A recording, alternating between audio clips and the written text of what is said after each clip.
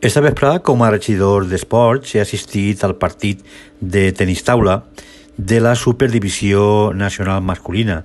El nostre equip, l'Ortitec Alzira, s'ha enfrentat al líder del campionat, el Real Cajasur de Priego, i el resultat ha sigut favorable als alzirenys, d'un abultat 4-2 en un emocionant partit en el que els aficionats que estaven presents han vibrat del bon tenis taula.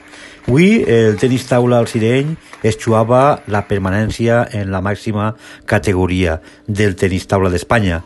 Tots els jugadors de l'Ortitec Alzira han realitzat un excel·lent partit, però el jugador José Carlos Guillot, una vegada més, ha demostrat el per què és el millor jugador de l'estat espanyol.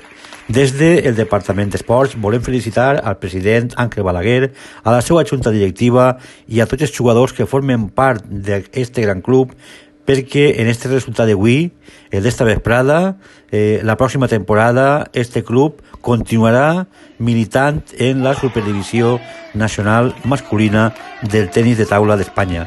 Moltes felicitats a tots i de veres que vos traslade la meva més sincera enhorabona i la de tot el Departament de Deports.